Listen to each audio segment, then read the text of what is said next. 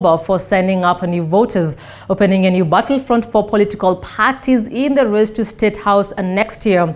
Well, the country has a total of 9.2 million eligible new voters.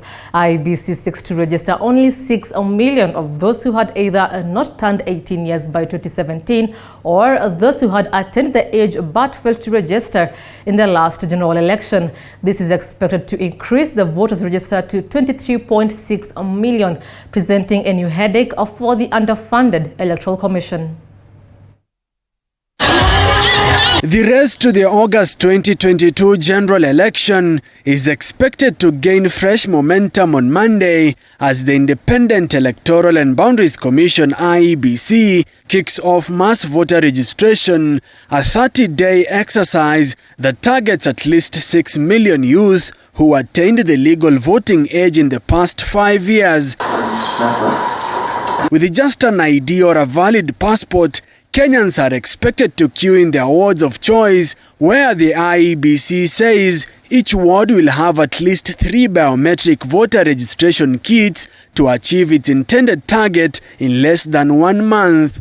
Kenyans in the diaspora too will for the second time be allowed to register as voters, with the Electoral Commission mapping out 6 more countries in its diaspora list, including South Sudan, the United States, the United Kingdom, Canada, Qatar and the United Arab Emirates to join Uganda, Tanzania, Rwanda, Burundi and South Africa that participated in a similar exercise during the 2017 general election. The Commission then is set to commence enhanced continuous voter registration from the 4th of October, that's Monday next week, to the 2nd of November this year. Given Kenyans' inclination to vote as regional blocks, recent voter registration patterns have been used to predict presidential election outcomes with reasonable accuracy. This, coupled with the fear of the possibility that Kenya's new generation of voters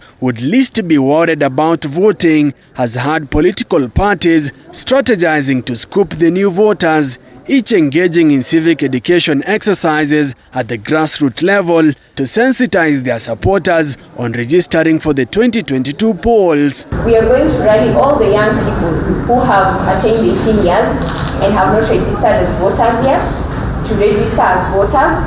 And even if at the moment most millennials are not interested in the voting process, we will reach out to them in a language that they understand. We are going to have a mass registration drive in Eldoret town. The young people of this country are going to be about 70% of the vote. Register, register, register. Do not allow anybody to determine your future. You must determine your future. Your future is now. Register en masse everywhere in this republic. We are also, in the offices we're opening, going to be helping you if you need help with IDs, if you need help with understanding the registration process. According to statistics, there are about 9.2 million eligible new voters in the country, and IEBC is this time hitting below the belt, going for only 6 million of those who had either not turned 18 by 2017 or those who attained the age but failed to register in the 2017-2018 election. This exercise is targeting to enroll 6 million new voters. A resolve the Wafula Chebukati-led commission says is a result of reduced budget. The National Treasury has so far only availed 26.4 billion shillings out of the 40.9 billion shilling operational budget, leaving the electoral body with a 14.6 billion shilling deficit. This budget we have is an activity-based budget. It's based on various itemized activities, and so we have a deficit of 14.5 billion, which must then be breached by the relevant authorities. The 6 million target by August next year raises the IEBC voters register ceiling to 23.6 million, up from 19.6 million voters in 2017. However, to cater for this projected increase in voter numbers, and the constitutional requirement that no polling station will have more than 700 voters, the IEBC estimates that Kenya will have 53,000 polling stations in 2022, up from 40,883 polling stations in the 2017 polls, a legal capping that is expected to make the 2022 general election an even more expensive affair. According to inside sources, IEBC needs an additional 40 billion shillings to handle the 2022 general election.